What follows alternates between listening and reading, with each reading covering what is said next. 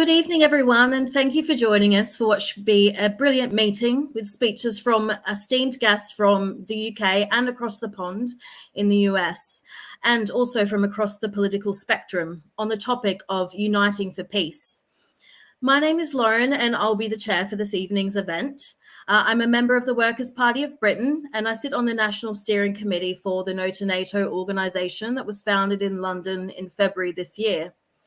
We are broadcasting live across a number of different platforms this evening. We'll be monitoring the chats throughout, so please leave us your questions and comments, and we'll pick those up throughout the evening. Please also visit No2NATO.org and sign up to keep up to date with our events and future broadcasts. It is free to join, so please encourage you to do so. Tonight, our speakers will talk about uniting for peace, and the timing could not be more important. In recent days, we've seen the further escalation from NATO powers in Ukraine.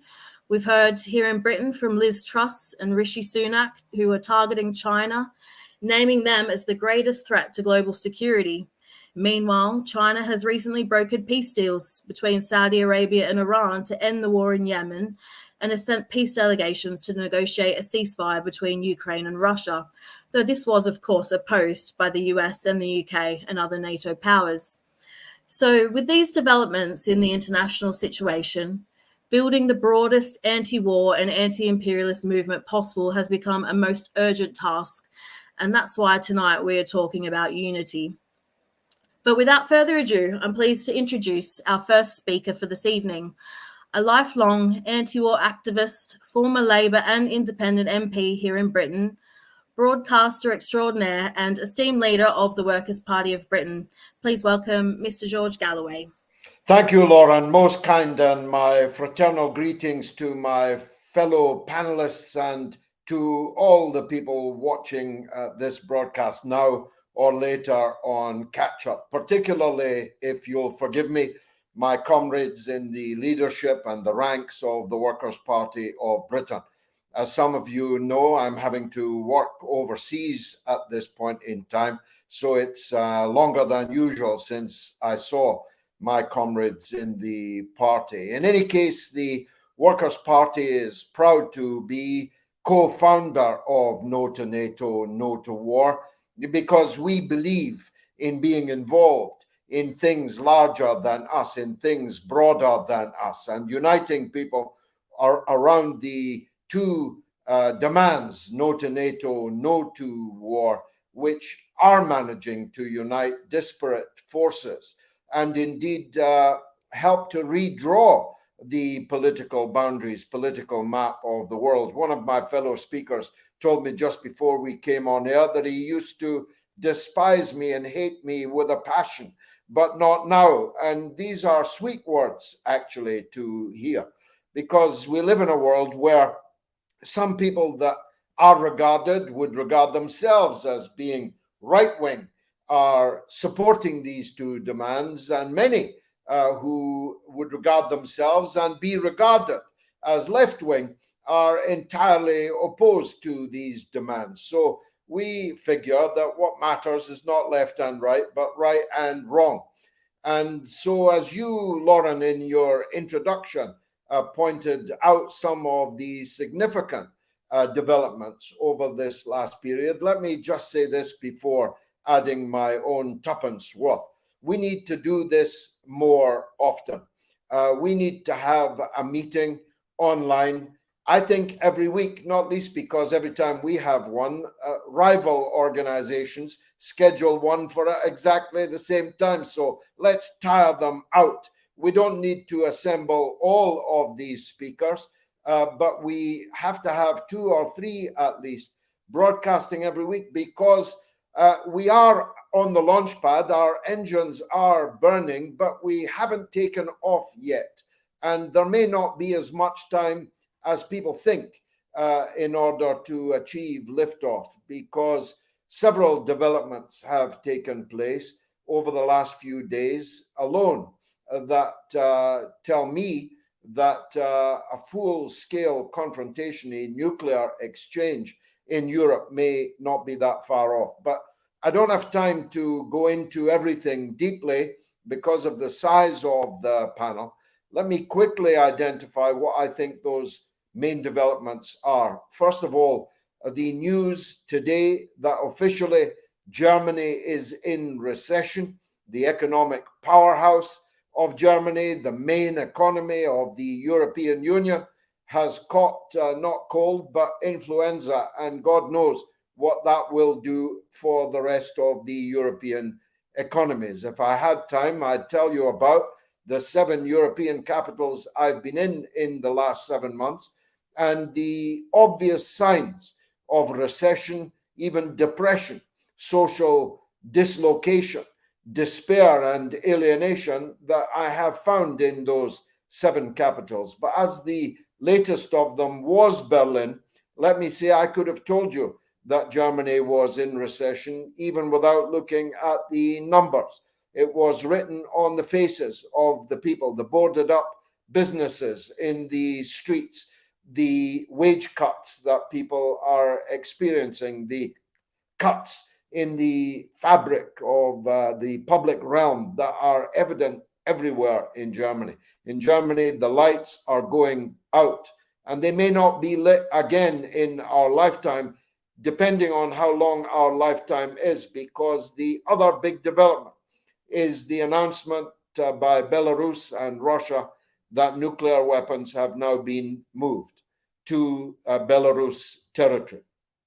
For the moment, as the Belarusians have stressed, they are non-strategic nuclear weapons, but they nonetheless represent a very significant political military development in Europe.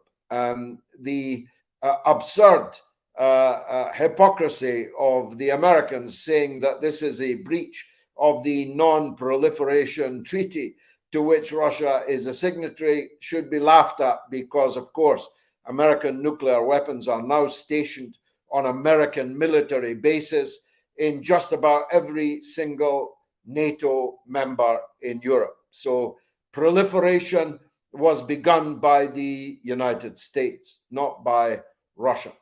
But it's clear that these weapons are there for a purpose.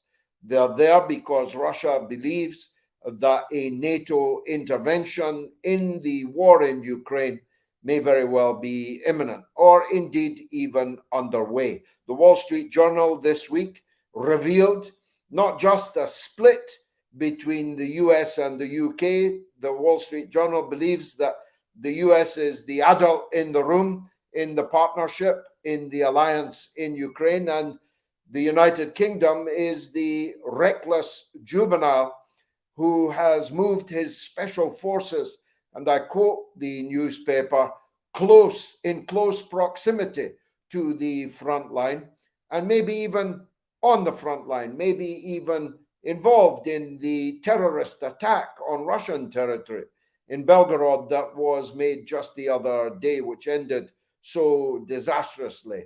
Certainly, foreign mercenaries, including American, Turkish, British, and other mercenaries, were heavily involved in the Bakhmut battle, the longest battle of the 21st century so far, which has just ended in Ukrainian defeat.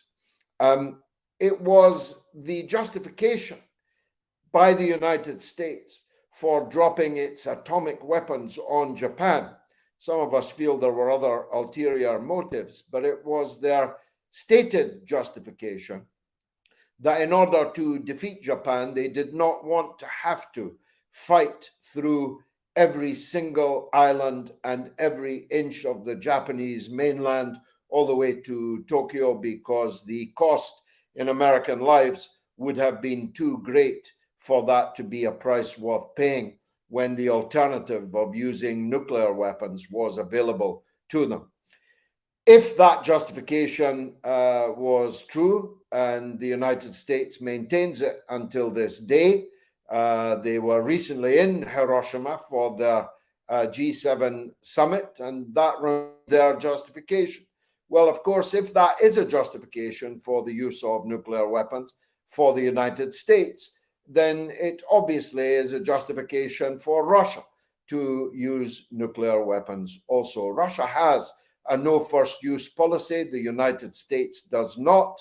And Russia fears that America, with its failure to have a no first strike policy, will preemptively use nuclear weapons against Russia. And therefore, Russia may have to amend its nuclear protocols accordingly. At the moment, these weapons that are in Belarus are, and I put heavy inverted commas around this word, only tactical nuclear weapons, battlefield nuclear weapons, not intermediate and certainly not strategic. In other words, weapons that would not reach other countries, except perhaps countries on the absolute perimeter of Ukraine, and would not be used, for example, against Germany or France or the United Kingdom. But as everyone who knows about war should know, wars tend to escalate, and the use of battlefield weapons could very quickly become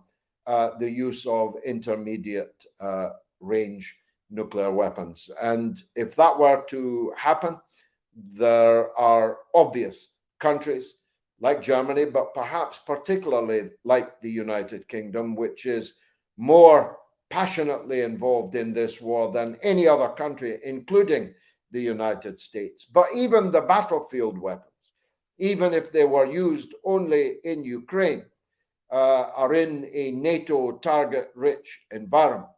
As the Wall Street Journal made clear, there are potentially thousands of NATO personnel on the ground in Ukraine, and there are huge weapons stores for all the Leopard tanks and F-16s and F this and F that the NATO forces are delivering to Ukraine.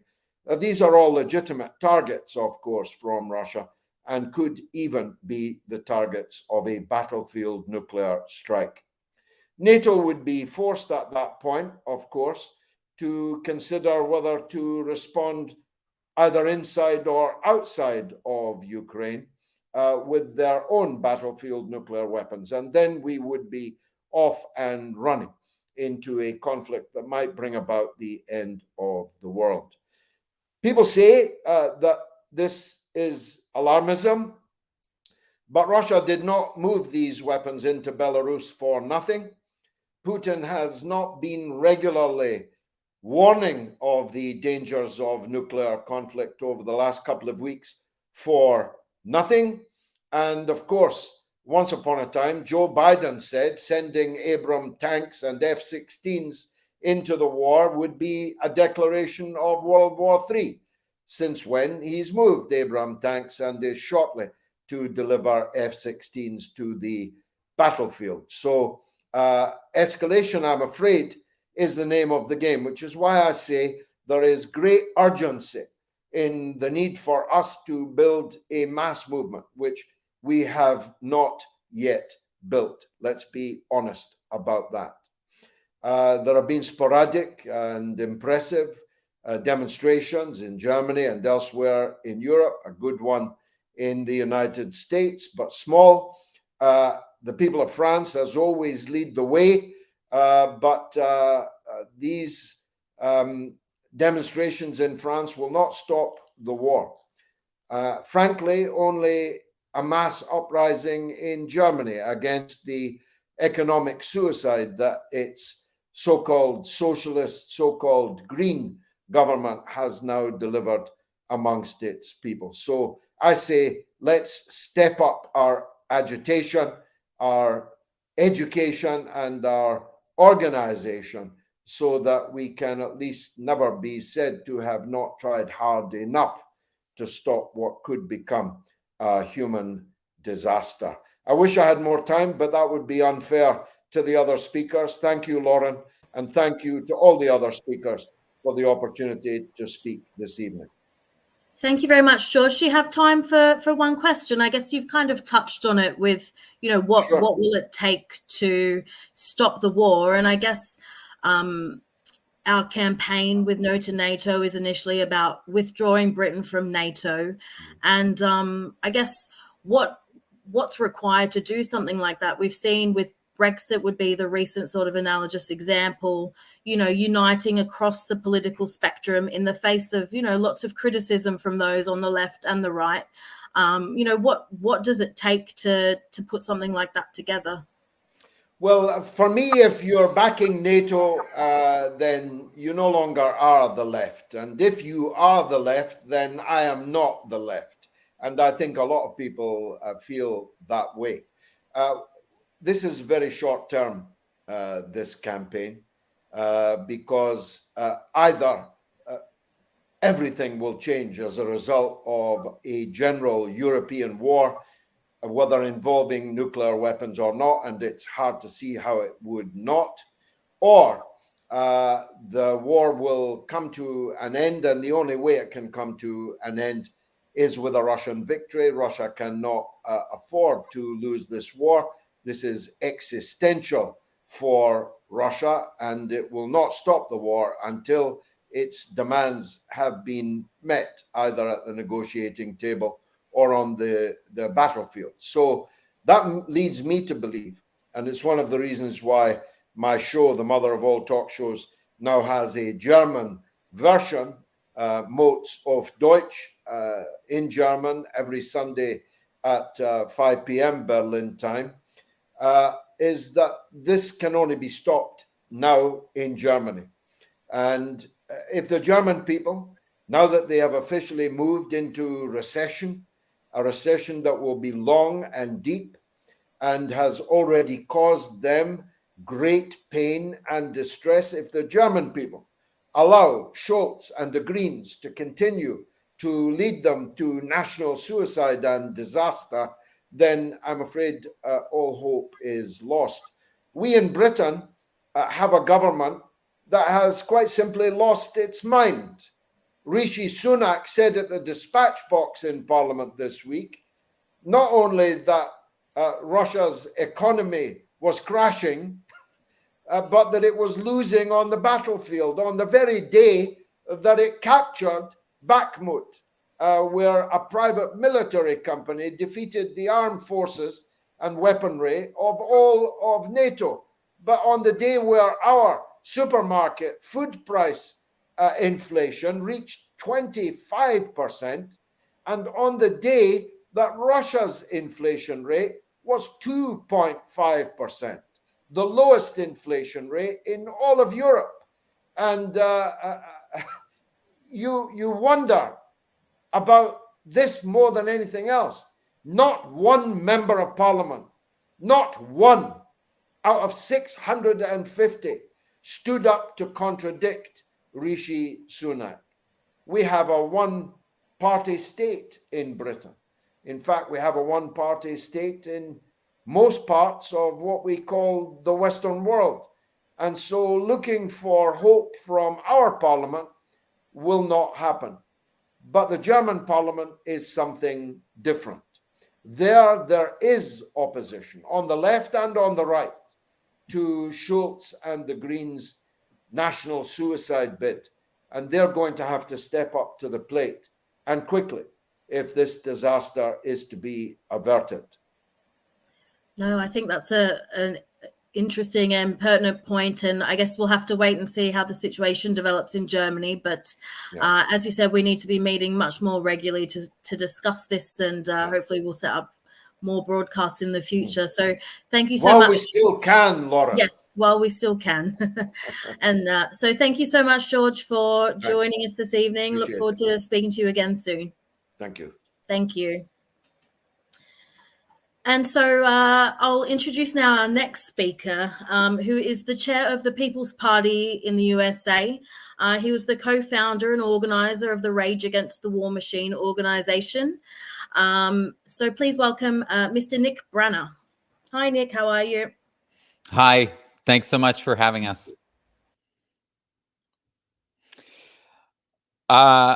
It's always hard to follow up George, but maybe I can flesh out some of what makes this such a terrifying moment in history. Just a few weeks ago, the Ukraine drone bombed the Kremlin, the residence of the Russian president, Putin's residence. And immediately, Russia, as any state would have done, accused Ukraine of being involved in an assassination attempt on Putin's life. The next day, they accused the United States of being involved in that assassination attempt. I think that needs to give all of us pause. Not even during the Cold War do I recall a moment when the leader of one nuclear power, superpower, was accusing another nuclear superpower of attempting to assassinate their president. That is incredible and illustrates how dangerous this situation is. And then, just a few days ago, we had the United States hosting, of course, it was done with US permission and idea, but the G7 hosting the G7 meeting at Hiroshima, of all places, Hiroshima, one of the two cities that the United States nuked, Hiroshima and Nagasaki in Japan, killing more than 200,000 people. The United States remains the only country to have used nuclear weapons in war against civilian targets, including, because nuclear weapons, of course, do not discriminate. And that is worth reflecting on, because as George talked about this increasing nuclear brinksmanship that we face between Russia and the United States, especially from the United States surfacing nuclear subs months ago even, which they don't typically do. The reason, it's worth reflecting on the reason that the United States dropped those atomic bombs on Japan in the first place. US propaganda and Western propaganda would tell you that it was to end the war because they wanted to avoid that costly invasion of the Japanese mainland. But that is false. Read Howard Zinn, Gore Vidal, Noam Chomsky, Peter Kuznick, Oliver Stone. In their book, The Untold History of the United States, Peter Kuznick and Oliver Stone do a great job of illustrating the way in which actually Japan had already surrendered. It was merely negotiating terms. It was seeking to maintain the imperial system, to maintain their emperor, Hirohito, in charge of Japan. But the United States dropped those two atomic bombs despite the fact that all of their leadership, Truman dropped the bombs, gave the order, despite the fact that the military leadership said it's not necessary. It's superfluous. We shouldn't do it. They dropped the bombs for political reasons. They dropped the atomic bombs and wiped out those 200,000 people because they knew, or what they wanted to start, was the Cold War with Russia. They did it as a direct threat to Russia, whose loss of 28 million people broke the back of the Nazi war machine in Europe and truly won the war. And they engaged the United States. Their act at the end of the war, the Second World War, was to kill all of those people in Hiroshima and Nagasaki as a threat, beginning the Cold War, a threat to Russia. Now reflect back today, hosting the G7 in a country that was nuked, in a city that was nuked by the United States, is a direct threat once again to Russia. It is the United States saying, look at the monstrous lengths to which we are willing to go to maintain our global hegemony. That is the level of insanity that we're dealing with here in the US. That's why we organized as the People's Party, the Libertarian Party, and a large coalition, Rage Against the War Machine. And George is right. That has to just be the beginning. We have to muster up the strength, the courage, and the ability to bring out even more people against this war. And we need to have many more dialogues like this, because we're facing a massive propaganda machine. In the United States, we don't have the draft, which was a big motivator to the protests in Vietnam. The war is not neatly aligned between two political parties, like the Iraq War, which brought out hundreds of thousands of people into the streets, because it was aligned with the Democrats opposing war, of course, because they were out of power at the time against George W. Bush in the early 2000s.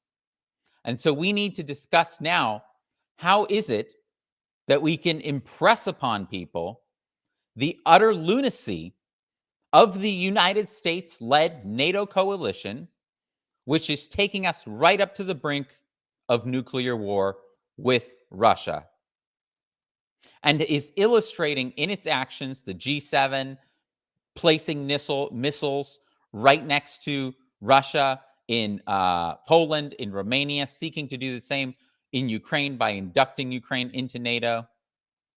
How is it that we bring this to an end? And that's why I'm happy to be participating as the People's Party and with Rage Against the War Machine in this dialogue, because this is existential.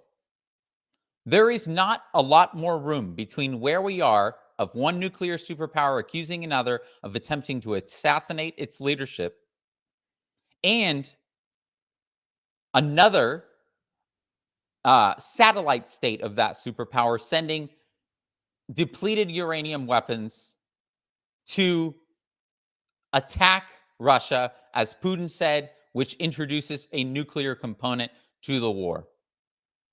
And which, of course, Russia blew up this massive depot of depleted uranium munitions, potentially creating, Russia claims, a cloud of toxic and radioactive particles that is heading towards Europe. What if Poland, now the media, the Western media, Poland, and the countries closest to the Western border with Ukraine, are blacking that out currently? But what if one of those countries, like Poland, that is viciously opposed to Russia, decided to cite Article 5 as a result of any debris fallout that landed in their country, that crossed over to their country, as they already sought to do almost a few months ago when a Ukrainian missile struck them and they blamed Russia? And the media and the Western press and institutions went in a frenzy against Russia, blaming them and citing Article 5. What if that happens and they try to bring all of NATO into the war directly against Russia? We already know that the Zelensky administration and regime has attempted to do that. That is why I'm saying that there is not much room left between where we are now for conventional escalation and nuclear war. They're sending the jets, they're sending the tanks. Troops and nukes is about the only thing that's left. And despite our great actions earlier, the escalation has continued. So I'm glad to be participating in this conversation and grateful for everyone who is here to end this war and abolish NATO once and for all, for the sake of all of humanity. Thank you so much, Nick. Very important speech that you've just given. And one question I have for you. I know that in the Britain, we face a lot of sort of sectarian criticism. You know, you're not on the left, you know, you're talking to people who you may have different opinions with, and, you know, who might be right wing, might be conservative, might be libertarian. I'm interested to hear, you know, what your experience was with setting up Rage Against the War Machine. And did you have similar sort of criticisms leveled against you putting together that organization with the Libertarian Party? We did. We faced a constant stream of people and organizations trying to bring in other issues, especially social policy issues. Yep. And we said, nuclear weapons don't discriminate based on your ideology. The war doesn't discriminate based on your ideology. Yeah. We can unite on this issue without adopting each other's views. In other areas, we don't need to do that. Yeah. We can say This is something we oppose together, and we can and should unite for the sake of stopping the war and the hundreds of thousands of people in Ukraine, Russians who are being killed, first and foremost, and the billions that could be killed if there is a nuclear war and a nuclear winter. Yeah, absolutely. And yeah, as you say, all those other questions won't matter if we go to a nuclear war. So thank you very much for your comments, and hopefully you'll be back and we'll talk again soon. And, great work that you're doing with Rage Against the War Machine. We look forward to seeing your progress over in the States. So thank you so much, Nick. Thank you. So our next speaker is somewhat controversial. He is the founder and broadcaster of Unity News Network, coming to us from Scotland, I believe, Mr. David Clews. Somewhat controversial. That's an insult. Somewhat. Exceptionally, I think would be the preface. I know. I mean, I'm the nice guy here talking to all you raging leftists. Do you know how bad that is for my street cred? It's bringing me down. I'm only kidding, Warren. Thank you so much for allowing me to come on tonight and speak. And, George Galloway has been a colossus over the years in terms of the work that he's done. And as I was actually myself that was saying earlier, I wasn't a big fan. And, I used to hear that Galloway and, the NATO, and I would say, geez, he's just anti-British, he's anti-Western, etc. And you know what? He's been proven right. Because look at the mess we're now in 2023.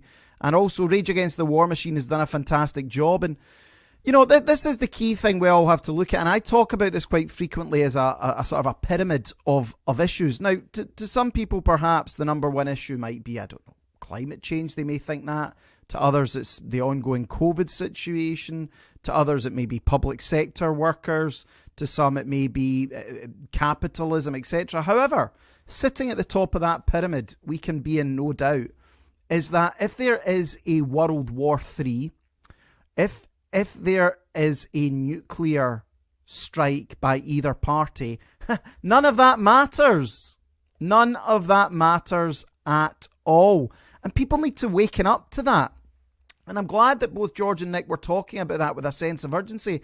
I don't understand why people are so apathetic about what is going on in Ukraine. Do they not realise that Russia, I was brought up knowing that Russia was a superpower, and in some ways still is a superpower as well, with the largest nuclear arsenal in the world. This is not a game that is being played here. This is serious, serious stuff. But so many people do take it as a game. So many people do regard it as we'll just tweet about this and we'll show our support for Ukraine. It's absolutely disgraceful. And as George pointed out earlier, not one single politician in the Houses of Parliament, in the Welsh Assembly, in the Scottish Assembly as well, have said anything even remotely critical of what our policy is in Ukraine. Why is that? And what has happened is that traditionally the left were the more anti-war party or anti-war grouping. They are totally co-opted in this. Factions run by people like Paul Mason, etc., who are now pushing this war. And on the same side of Tobias Ellwood, it is horrendous what is happening. And, again, controversial, Russia have shown magnificent restraint throughout this conflict, considering what the West and NATO have done. The sending of weapons, the sending of uranium-depleted shells, which appear to have all mostly been blown up now. The propaganda, the freezing of their foreign assets, the sanctions that have taken place, the blowing up of the Nord Stream pipeline. As George was talking about earlier, if there was anybody that should be declaring Article 5 of NATO about a member state being attacked, it should have been the Germans, after what the Americans and the British did to the Nord Stream pipeline. They blew it up. That was a global terrorist act. And the behaviour of the West is so brazen. Here we find ourselves in May of 2023. Okay, this has been going on now for, what, a year and 3 months, nearly. And the money keeps still rolling in. It keeps going on. You see the hellish situation in Bakhmut. Now, look, I always say this. You can be against President Putin. You can think his invasion of Ukraine was wrong. Fine. However, the Western MSM have tried to portray that it was completely unprovoked. That's just a lie. Anybody with any knowledge of history, any knowledge of what is going on there knows that it was not unprovoked at all. However, it is what it is. It has happened. But nobody is doing anything to try and bring about a peace deal. They keep sending more money. They keep sending more weapons. They keep doubling down. Because the goal fundamentally of the neocons in the United States of America and those in NATO is for regime change in Russia. That's what they want. This is the thing that the people of Ukraine need to understand. NATO, the West, the Biden administration doesn't care about them at all. To them, they are just pawns in a game. And what is happening to those poor pawns? They are dying en masse in the battlefields. For what? For what exactly? And nobody is trying to do anything here about peace because they don't want peace. There's too much money to be made out of war. There's too much money being siphoned off. There's too much corruption, not only in Ukraine, but in the West as well. And it is so frustrating. I'm sure many of you who are watching this tonight will know what I'm talking about. When you do dig a little bit deeper into Zelensky, when you do dig a little bit deeper into what is happening, and you realise that it is wall-to-wall Western MSM propaganda. This is not our war, and talking about campaigning, that's what we've been putting out. Leaflets, simply, it's not our war. And there shouldn't be a penny more to the Zelensky regime either. And yes, this isn't a sexy campaign. This isn't perhaps one of the most interesting, but it is by far and away the most important right now. Because if there is a world war, nothing else matters. And be in no doubt, these sickos and psychopaths at NATO and in Washington, your Hillary Clintons of this world, your Victoria Newlands of this world, they want a war with Russia. They want a head-on confrontation. And isn't it funny how all these people, none of them have served in the military, none of them propose joining the military, none of their kids are joining the military either.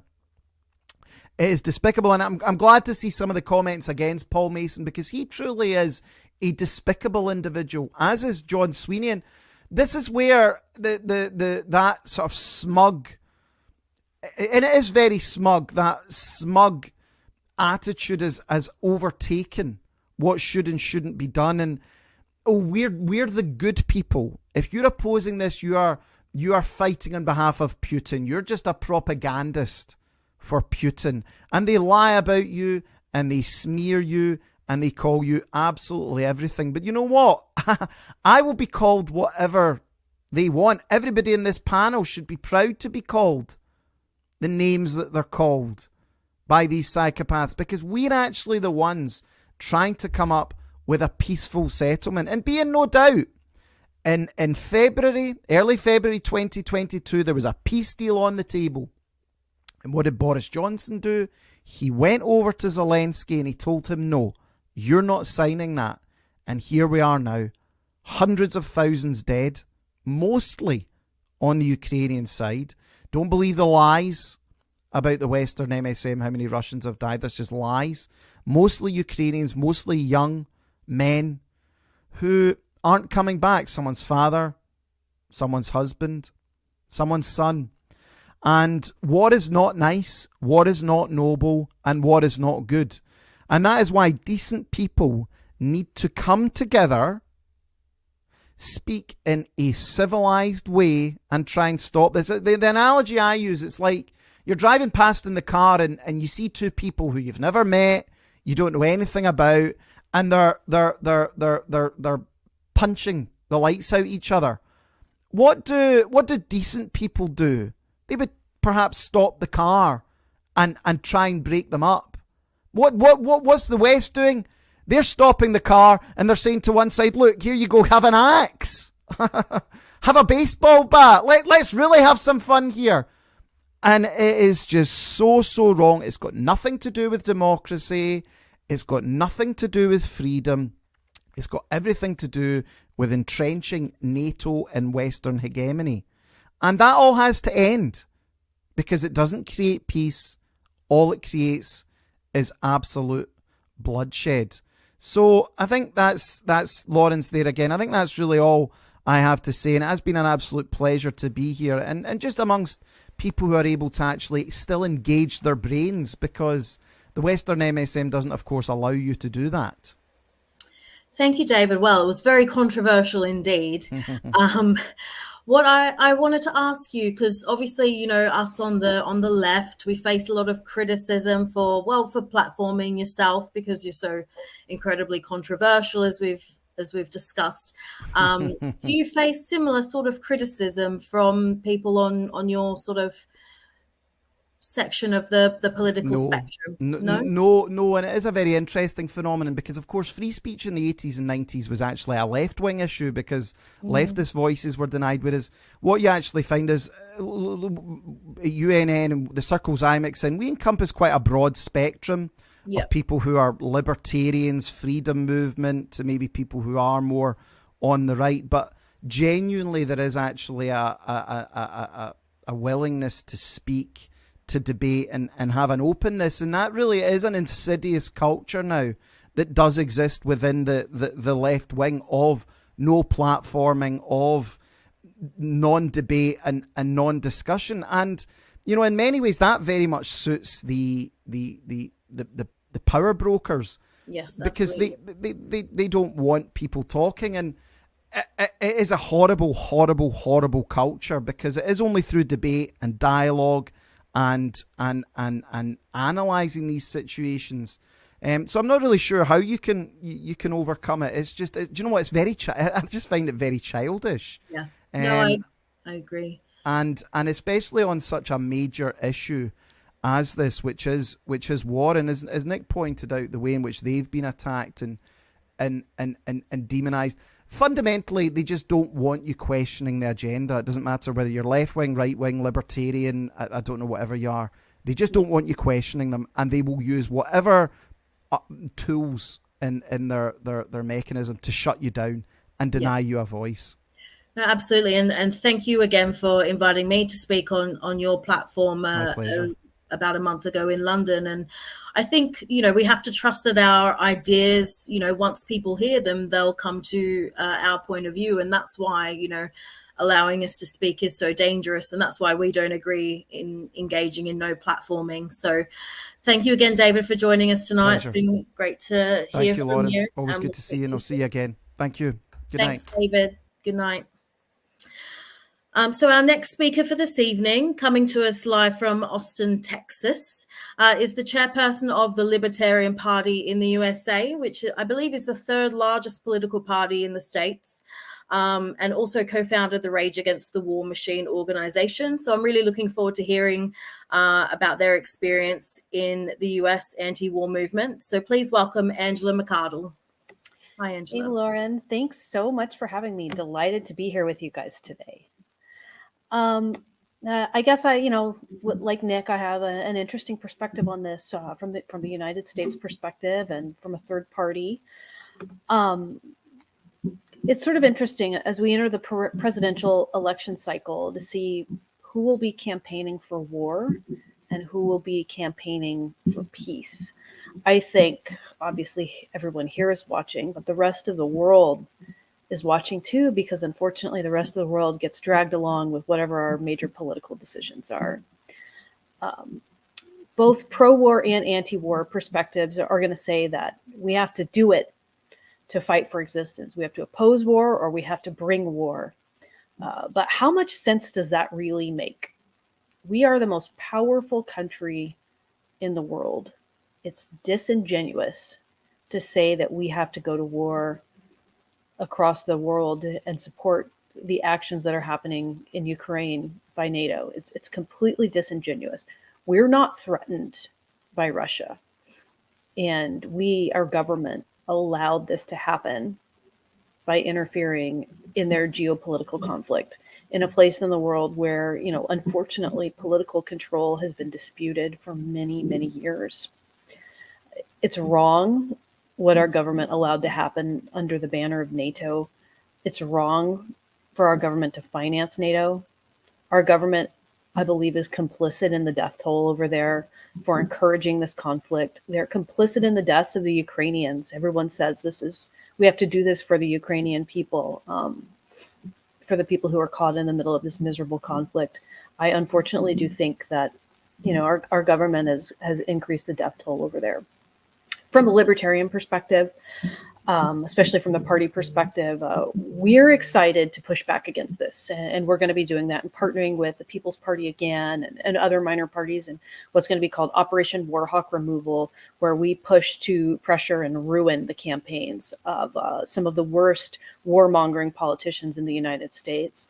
I'm also going to be trying to get more people to take lessons on the activism of Jose Vega and how outspoken he's been at some of these town halls. His actions have gone viral. I want to get more libertarians doing that kind of stuff.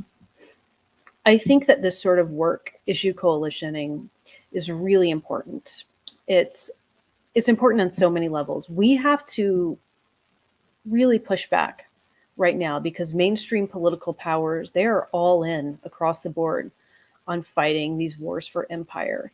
I would like us to be the standard bearers in the anti-war movement, and also to start looking at the people who around us with a sense of shared value and trying to understand where we share values, what brings us together, to really hone in on the fact that we're all human beings here, because that's also a big part of what war is, right? We're fighting, people are fighting each other for money and power and geopolitical maneuvering, but there's also so much hatred out there in the world. And I think that it would behoove us to push back on that. And I want to be the ones to do that.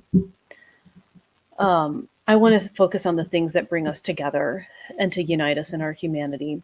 The stakes are raised higher and higher in everything that our governments do. I want to talk to conservatives about this a little bit and speak to the conservative, libertarian, classical liberal element of the anti-war movement, and maybe people who are a little bit curious about what we're doing, but they're not fully bought in. Our debt soars, our international relations with other world powers are strained, we inch closer to nuclear war. The stakes in everything that's happening across the political spectrum are much higher. Germany being announced as in a recession. In the United States, I feel that we've been in a recession for quite some time. When you look at our inflation rates, the Fed raising interest rates, there's economic pain across the globe.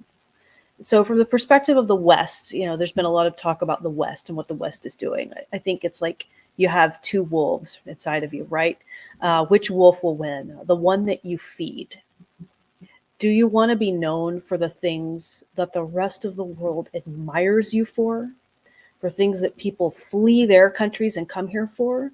Or do we want to be known for the things that the rest of the world hates us for?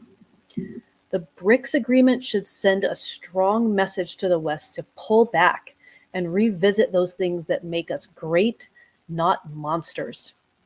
Free speech, free thought, consent of the governed, upward economic mobility, the progression from a feudalist system of governance to property rights and home ownership for the average person. Those are the things that make us great.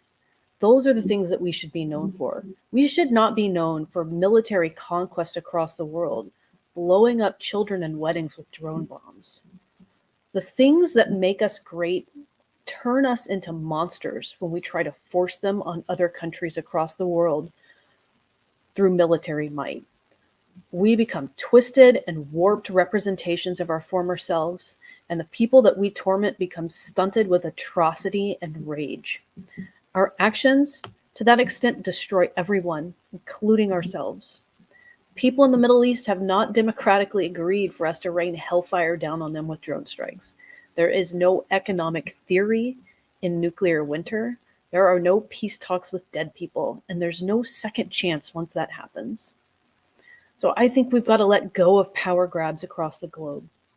We should push back against global consolidation of power in things like NATO and the World Economic Forum and the IMF, because all of these organizations are working together to push us towards global action against dissidents. It's not my place in the United States to say how Russia or China should govern their people. I certainly have my preferences. It's not my place to make those calls. We are not the world police in the United States. Over the next year and a half, I want to encourage everyone to reach out to the other people who share your anti-war position. Form alliances. It definitely matters. We can alter the trajectory of history if we work together, if we overcome our differences. There is more, I believe, that unites us than sets us apart. We need diplomacy between Russia and Ukraine. We need diplomacy between China and Taiwan and the United States. I would love to see that diplomacy begin at home. Go out and break bread with the people around you, get to know them, and start plotting a course of action to bring back peace in our foreign policy. That's my advice. I've been so happy to be a part of that activism at home, and I'm going to continue to do that. I'm going to continue to work with people in different political parties and different ideologies so that we can further this agenda of peace. I do have an agenda, and that's what it is. Thank you so much, Angela. Very important words there. And I think, the idea of, just getting to know one another and talking about the issues in which we agree is just so important, because it's so easy to, retreat to our sort of smaller groupings and not really want to go and talk to people and reach across the aisle. So I think that's a really important thing that everyone should, be encouraged to do. One question I have for you is about Robert Kennedy Yes. and his sort of announcement to stand as president. I think for the Democratic Party, is that correct? That's correct. And he has come out and said some great things about NATO and criticizing them and criticizing America's role. And I'm wondering sort of what are your general thoughts on his run for presidency? I'm so happy to see someone speak out against the war who's running as a candidate outside of the Libertarian Party. I can't endorse him, but I can encourage him to continue to make those sort of statements and to do everything that he can to move foreign policy in the direction of the anti-war movement. I'd also encourage him to, revisit his position, his relationship with the Democratic Party, which I do not believe shares his values. And I hope that he doesn't sign any pledge to stay with them long term, because I'd love to see him bail on them, whether he becomes a libertarian or not. I'd love to see him just quit that toxic relationship. Yeah, I suppose I don't know whether he's a lifelong Democrat or whether he's just sort of running as a candidate for the Democrats to try and, break that. Well, it is a real two-party sort of dominance in the states. So it's very difficult for a smaller party like yourselves to break through, even though, you do have a large membership. But no, I hope you're right, because what we've seen in recent history is that the Democrats are just as much the party of war as the Republicans are. So it'll be interesting as well with Trump and DeSantis in the race in the Republican Party. I don't know whether you have any thoughts on that. I mean, not yet. It's a little premature. Donald Trump got a lot of credit, believe it or not, in libertarian and conservative liberty-leaning circles for at least not starting new wars. I thought, wow, what a low bar. At least he didn't start new wars. Ron DeSantis' foreign policy makes me nervous. He seems to be all about dumping tons of money into Israel, and he does not seem interested in de-escalating, any Middle Eastern conflicts. So we'll see. Sometimes rhetoric changes when people are running for office. Whether or not that sticks is a different question. Yeah, we'll see. We've had a few questions from people about how to get involved. So any American viewers of this broadcast, can you tell them how they can sort of join the movement, join the organization, get involved in anti-war activism in the States? Yeah, absolutely. Please go to rageagainstwar.com and send us a message there. If you're interested in the Libertarian Party, you can go to lp.org. We're all really accessible. There are contact options down at the bottom. You can learn about becoming a member and just read about our platform. Yeah, great. Well, hopefully someone can put the link to the Rage Against the War website in the chat as well for other people to find it there. Thank you so much, Angela. Thanks for your time this afternoon, I believe, over in Texas. And hopefully we'll speak to you again soon. Great. Thanks for having me. Thanks, Angela. Next up, we have political activist from the Schiller Institute in the US, Jose Vega. I believe we're going to show a clip from some of the direct action activities that he's been undertaking, disrupting town hall meetings, interrogating congressmen, etc. Maybe interrogation's a strong word, but really inspiring activities. And he's going to give a bit of a talk about how you can get involved in similar sort of activities if that's something that you're wanting to do. So I believe we have a clip lined up. I don't know whether I have to. Oh, here we go. Oh, is this the lecture hall with Seymour Hersh? I'm looking for the one with Seymour Hersh because it's a policy and press hall event. So shouldn't we be talking about the Nord Stream since that's the biggest story of the century? And you guys, I'm sorry. I mean, you have the executive editor of the New York Times there who came out with a phony story to try and block Seymour Hersh. It's just kind of funny how that happened, I mean, did you even acknowledge Seymour Hersh? All of you are executive editors of papers that broke Pentagon, My Lai, Watergate. Is this the same papers or not? I mean, is there anything you've gotten right in the last 20 years, or am I mistaken about that? I mean, it's just kind of funny because Iraq, wrong. Syria, wrong. Russiagate, really wrong. Okay, I mean, the list goes on and on. So the last thing you could do to try and actually fix your reputation is acknowledge that through leaks, we had to find out that Zelensky was going to bomb Moscow on the anniversary. I mean, if you're so impartial, shouldn't you at least say, right, that Zelensky was going to bring us on the verge of World War III? That seems pretty fair. While Julian Assange rots in prison, all of you got, fat checks because he's in jail for doing your job. And you know what? Tucker Carlson ain't no Seymour Hersh, but he did something you guys are scared to do. Speak the truth and actually be critical of the war, which is why he was actually fired from Fox, because you are all cowards, every single one of you. None of you have actually had any relevancy. And you know what? The mainstream press is now dying. Nobody's ever going to listen to you again. You have no credibility with the public. The only people who care about what you have to say are elite assholes who have nothing productive to say anymore, and it's dying off. So will you at least say something, either about Nord Stream or Ukraine or the fact that Zelensky brought us to the verge of World War III, and the only reason we knew about that was through leaks? Go ahead. It's a free speech event, right? You guys are the press. Let's say something here. Mr. Khan, come on. You're the executive editor of the New York Times, I'm just trying to get into some good trouble here, man. Woo, listen, Karen, get out of my face for a second. I got to talk to these gentlemen. Okay. Well, I just want to hear what they have to say. Go ahead. I'm done. Wait your turn. You're not going to tell them to you. Come. Wait your turn. You could project if we can't. I would just say I think it's important to hear everybody's point of view. Yeah. So thank you. All right. I do think that we need to give our moderator a chance to ask other questions. We're on the verge of World War III. Let's go. Really, thank you. Say something about this bombing. We blew up the Nord Stream pipeline. Listen, don't stand there while there are people rotting in prison. Nobody said anything about Uhuru, right? The socialists who are in jail for being critical of this war. God damn it. Let's go. At least say something about the people in jail for being critical of this war. They don't deserve to be in prison right now.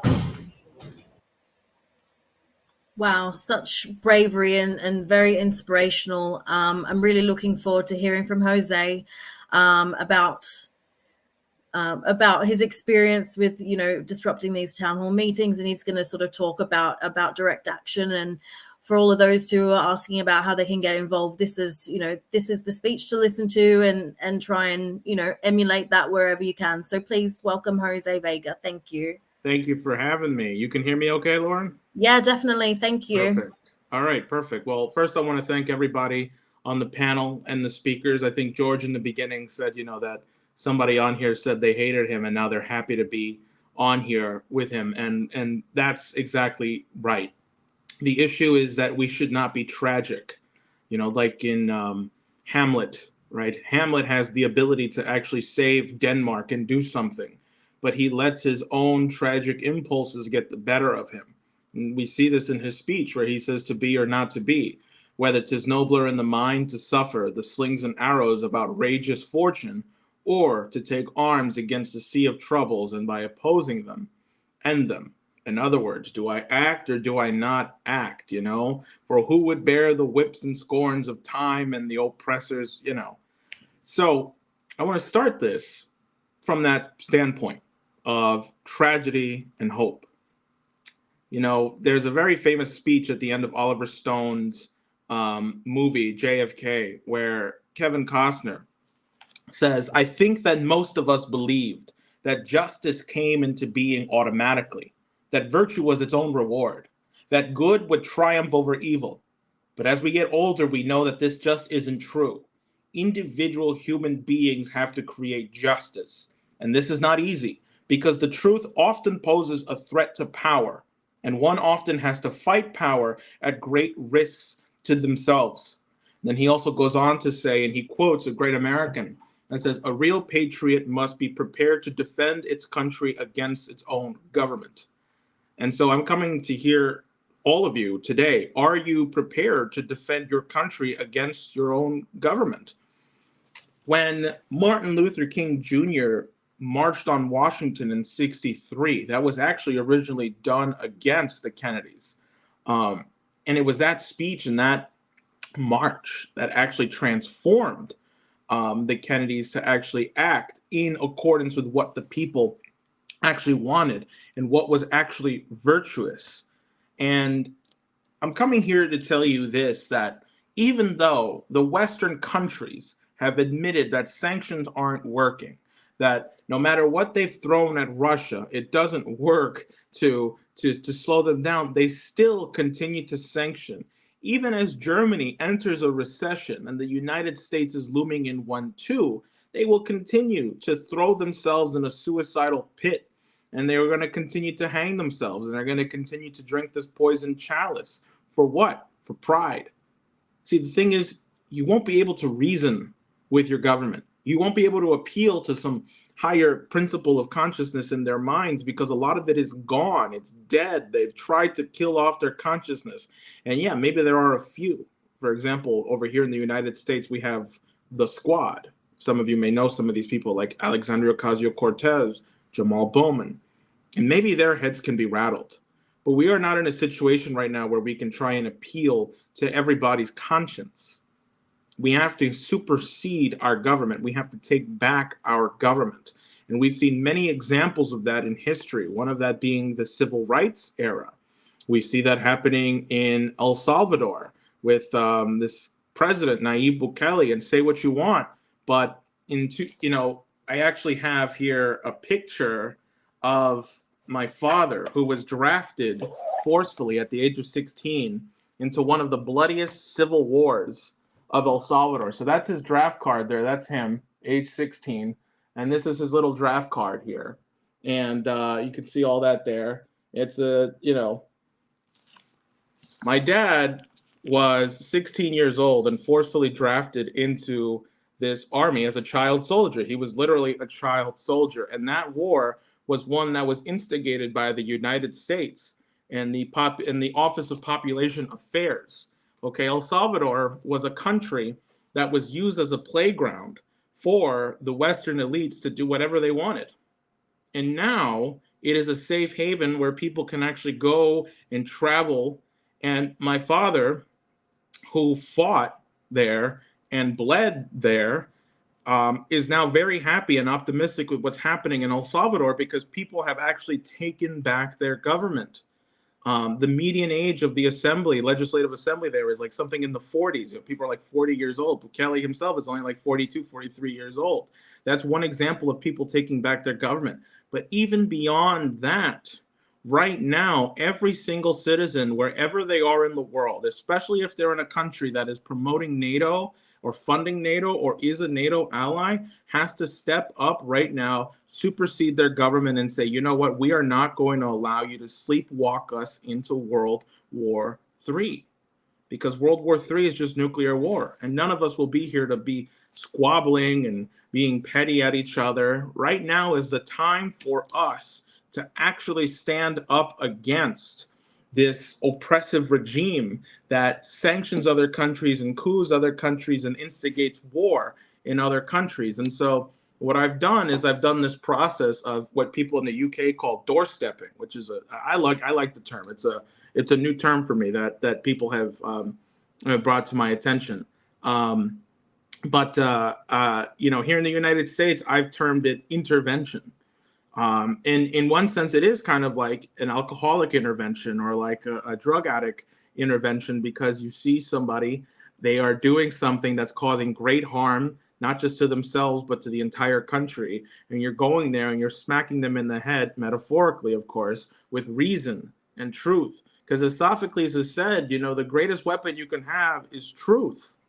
And that's what you have right now, is you have a bigger and greater weapon than any of these oppressive oligarchs have, but people will say, well, I'd like to act, but I'm afraid I'll lose my job, or I will be frowned upon, or I will be, seen differently. I'll lose my reputation. And Dr. King took this up and he said, you may be 38 years old as I happen to be, and you may be called upon for some great cause to address some great injustice or to bring some kind of change. And you might be afraid because you might be stabbed or bombed, or you might be killed, or you might lose your job, or you might, ruin your reputation. But if you choose not to act, you might go on to live to be 80, 90, 95 years old, but you will be spiritually dead at 38.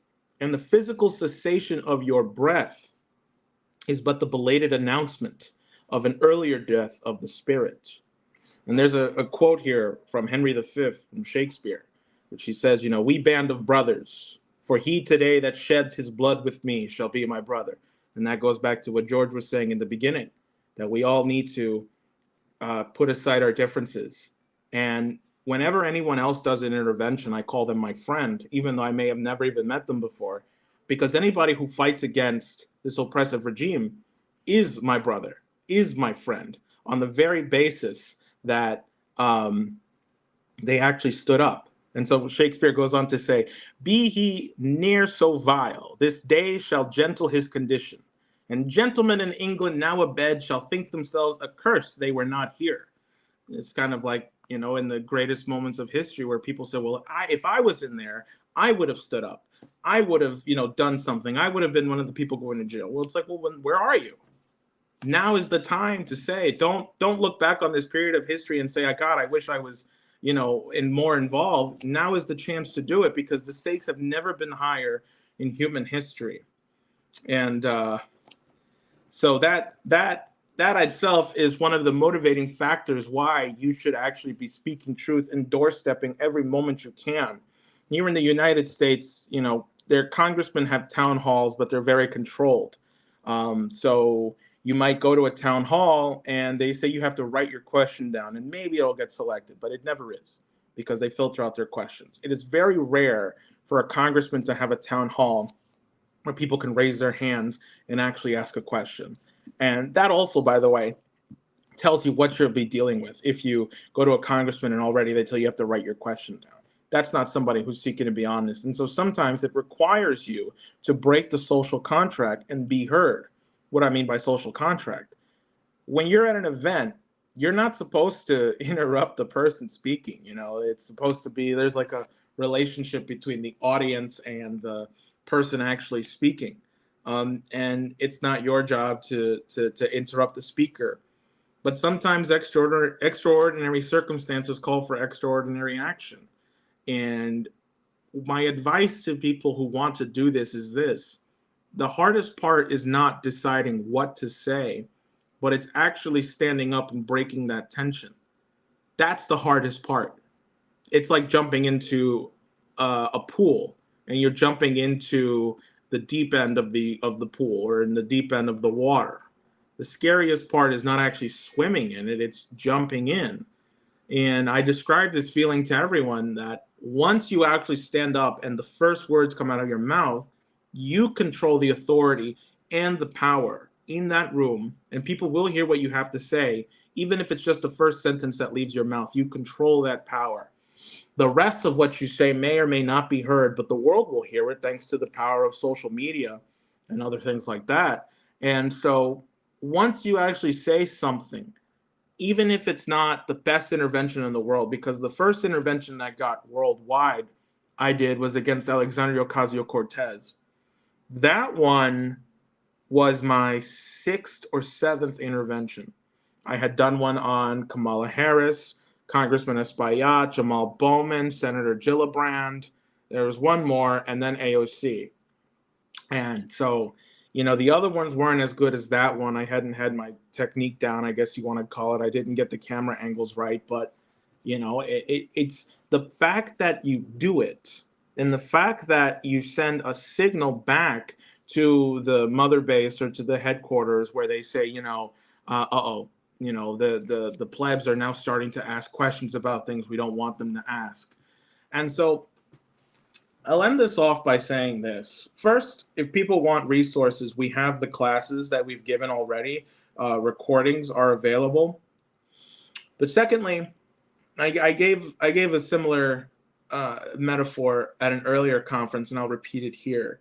If you get a chance to go to the Metropolitan Museum of Art in New York, or anywhere else that houses Greek armor, they have armor there that goes back to the Spartans and to the Athenians, who actually held back the Persians and some of the people who fought in Marathon. Now you're there, that's armor from like 2,500 years ago. Yet it's also right in front of you, and you're seeing it there. It's like it's there. It's almost like it's like it's happened already, like it's happening in the present day. And then you think that 500 years from now, if that armor is still well preserved, somebody else will be seeing that armor and will be being told the story of what happened in Marathon, and will be told what happened that day in, you know, against the Persians, and the inspiring story of the Spartans who stood up, and the Athenians who stood up against the Persians. That is very true of us too, because people are looking back in history right now, in the future, judging us. What are we going to do? What are we trying to do here? Are we going to allow there to be a world for people to look back in this time and investigate? Because the way people will look back at that Spartan armor is the way people will look back at whatever artifacts of this period. And then what will they say about the human race at this time period? And the beautiful thing is that you have the opportunity to define that right now. Was this the age that we gave into nuclear war? Or was this the age where we actually became reasonable, where we adopted our policy of reason to govern us in our foreign policies and in our domestic policies, where we said we can get rid of nuclear weapons and we can actually coexist for a greater shared human purpose? And so I guess that's really all I'll say now, and I want to thank you for having me on. Thank you so much, Jose. Really inspirational work that you're doing, and hopefully we can engage you to do some sort of tutorials or sort of training sessions with our members on a future meeting or broadcast as well. I think everyone would love to hear more about the work that you do. And you're right that it's that first step, isn't it? It's that first word. I know myself, I've always been quite nervous about public speaking, and but once you say that first word, once you break that silence, it all becomes a lot easier. And the more you do it as well, the easier it gets, and the more your confidence builds. So thank you so much, and we look forward to seeing more of your work and speaking to you again soon. So thank you. Thank you. Thank you very much. So we're actually keeping to time, which is unusual, although that's before I introduce our final speaker for the evening. Sorry, Chris. So Chris Williamson, former Labour MP for Derbyshire, activist with the Socialist Labour Party, and of course co-founder of the No2NATO organisation with us in London. Requires no further introduction, really. Thanks, Chris. We look forward to hearing you speak. Thank you. Great. Thanks very much indeed, Lauren. And I will try and keep to time. But first of all, let me thank our panel, because everybody, I think, has made outstanding contributions. And and Jose, listening to Jose there, incredibly inspiring. But let me thank George, Nick, David, Angela, and of course Jose as well.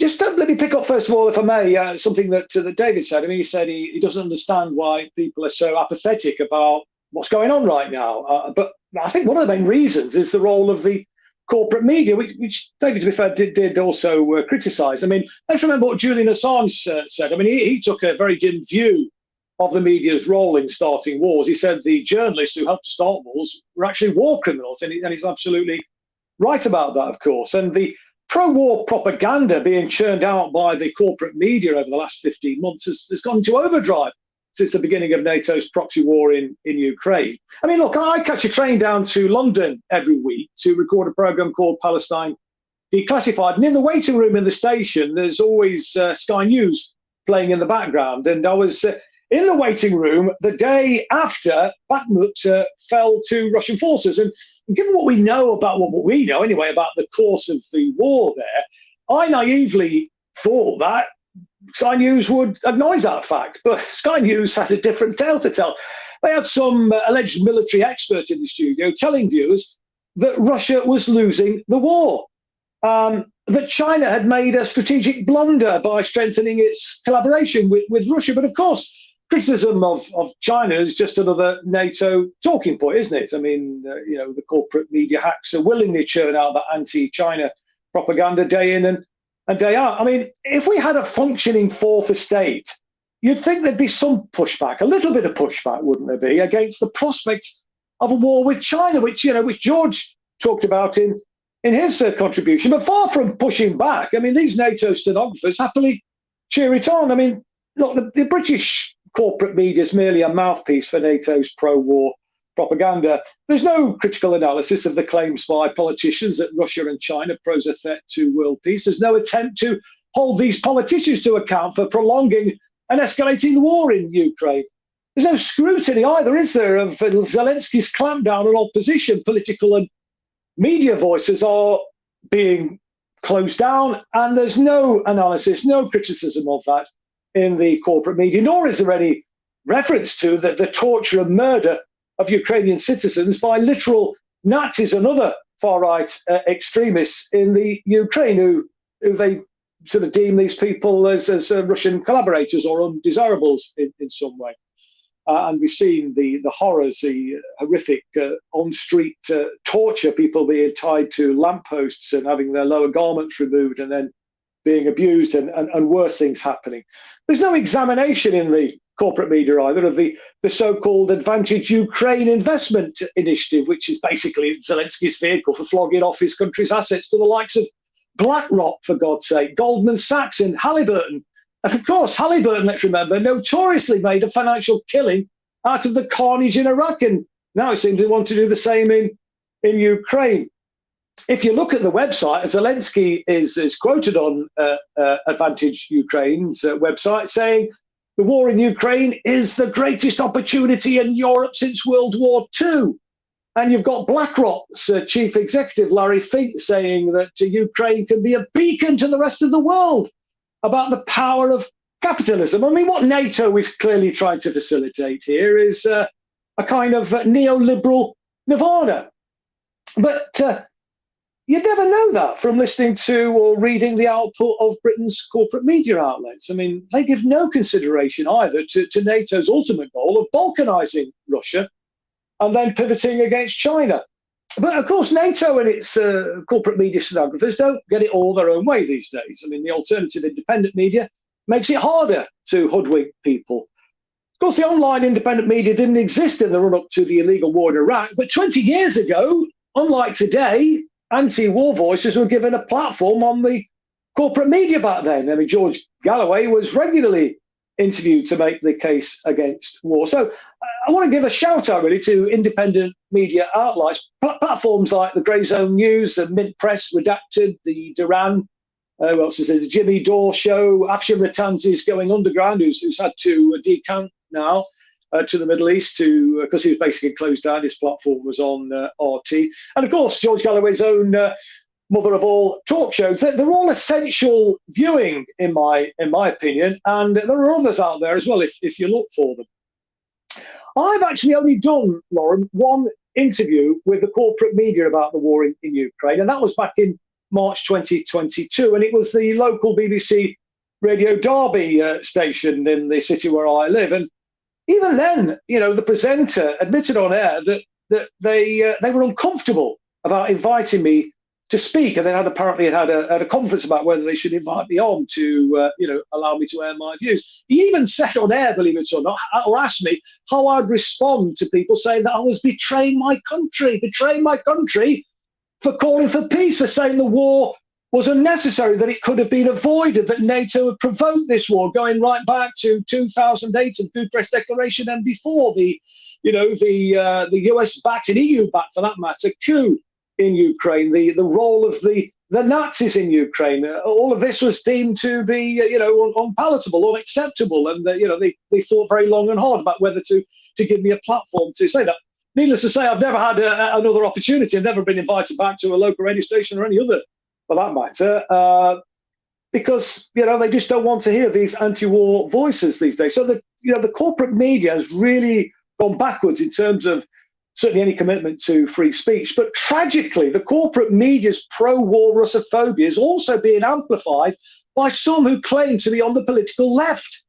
I mean, I know that some on the left have probably been duped, I'd like to think so anyway. But others, I think it's pretty clear, are state actors. I mean, they've infiltrated the left over many years. It's the old establishment divide and rule trick, isn't it? So I think it's absolutely essential that we cut through this nonsense. And that means taking direct action, like Jose was talking about in his erudite contribution just now. And I think using the democratic mechanisms of influential organizations like trade unions to push the anti-NATO message. I mean, some of the trade unions are very pro-NATO. I mean, they say, the arms industry creates jobs and so on. So we've really, I think, got to make the case with rank and file trade union members and indeed other civil society organizations. I mean, No2NATO in the UK, we've launched a parliamentary petition in Britain calling for the UK to invoke Article 13 of the North Atlantic Treaty to take us out of NATO. I mean, that will require a formal response on the government if we get to 10,000 signatures, and it could force a debate on the floor of the House of Commons if we get 100,000 signatures. And you might say, so what? But if it does that, it at least will enable us to put pressure on the politicians who are supporting NATO and its proxy war in Ukraine. It really will, in my opinion, put them behind the eight ball. It really will give us an opportunity to expose them. So I think I'd say in conclusion, Lauren, the minimum that we should be doing is promoting this petition to get as many signatures as possible. In other words, we have to do everything we possibly can to resist the attempt by the political class and the corporate media to brainwash the public into accepting that NATO is a defensive alliance when all the evidence since its inception proves it's the very opposite. And of course, failure isn't an option, because if NATO precipitates World War III, we'll be facing the possibility of nuclear Armageddon. So, as Jose was saying, now is the time to speak truth to power. Thanks very much, Chris, and thank you for promoting the petition as well. I think it's really important that, you know, we do cross that 10,000 signature threshold to force a response from Parliament, and you know, keep the momentum going. I know with the with our No to NATO organization, we have a number of meetings coming up in London, in Exeter, in Edinburgh. So I encourage everyone who's watching, who's following along, who might watch this at a later date, please go to No2NATO.org and sign up. It's completely free. You'll then be invited to all of our future events and you know, these broadcasts as well. And I think, Chris, the thing that it's hard is you have to convince people of your position. You have to talk to people who about, you know, uncomfortable topics. It's not the done thing, is it, to just go up to people in the street or knock on their door and start talking to them about, you know, nuclear war. So, but people need to be able to overcome that, because the only way that we can oppose the war is to bring as many people out onto the streets and put the pressure on, as you said. So any sort of words of advice or encouragement to people who have never really done anything like that before, and how they can, you know, feel confident in doing it? Yeah, I mean, well, I think Jose set it out, really. I mean, it's taking that first step. That's the most difficult thing to do. But I think one of the ways in which you can do it is by doing it together, doing it with a few people. I mean, more the merrier, really. You know, because that whole Labour movement maxim, you know, unity is strength. If you're kind of doing it with a few people, I certainly know, you know, in my experience of door knocking over 40 odd years when I was a member of the Labour Party, I was a bit daunted by the prospect of knocking on a door and speaking to a complete stranger. But once you actually get into it, once you break the ice, it's actually quite enjoyable, you know. And people are very receptive. It's quite interesting, really. I think the view of a lot of people who've never, you know, interacted in that way, in a sort of cold calling people, often fear that there's going to be a very, you know, hostile adverse reaction. You do get the odd occasion where there is a hostile adverse reaction, but overwhelmingly, people are incredibly accommodating and willing to listen and talk, you know. So I think people will be very surprised, actually, that, you know, there was a receptive audience out there, a bigger one than people perhaps realise. And to some extent, that was evidenced, wasn't it, by the Jeremy Corbyn surge when he came to the fore. Suddenly, socialism became, you know, very, very popular. People thought it was sort of dead as a dodo, really, but there was massive support for peace. There's massive support for the agenda on bringing, you know, the utilities back into public ownership. You know, massive support for, you know, addressing the housing crisis and so on and so forth. And I think, you know, there are more people than perhaps people realise, in spite of the relentless propaganda that I spoke about in my contribution in the media. There is more support than people realise. And another example, I think, of this, just in conclusion, Lauren, was the support that we saw on the street for the Palestinian people a couple of years ago when Israel was engaging in one of its regular appalling bombardments of Gaza. And we saw all over the country massive demonstrations and marches, and people literally coming out of the shops and the pubs to applaud the marches and indeed join in with them. And there is almost universal pro-Israel propaganda on all the corporate media channels. So people aren't as, you know, naive as maybe sometimes we think. And so I would urge people to, you know, take the plunge, start making those contacts with people, having those conversations. And, you know, I think we'll find that there is a bigger audience, a more bigger receptive audience out there than people, as I've already said, will necessarily think there is. Thanks, Chris. And well, we've kept to time, which is very exciting indeed. My experience is the same, you know, knocking on doors and talking to people about, you know, different political topics, is you find out that you always have more in common with people than you think. And I think, you know, it's only through talking together that we can come to see what we agree on, but also work to overcome our differences as well. And I think, you know, segueing back to the topic of the meeting tonight is about uniting for peace. And it's only through these kinds of conversations where we can sort of come together and discuss the things that we agree on, and, you know, put on the back burner the things that we might disagree on for a time when they're, you know, really more important. Because at the moment, as we've seen through the contributions tonight, war really is the most urgent question. So I just want to thank all of the speakers, yourself, Chris, obviously George Galloway, Nick Brana, David Clews, Angela McArdle, and Jose Vega. And hopefully we'll make this a more regular occurrence and start putting on some more regular transatlantic and maybe international, further afield meetings in the coming weeks and months.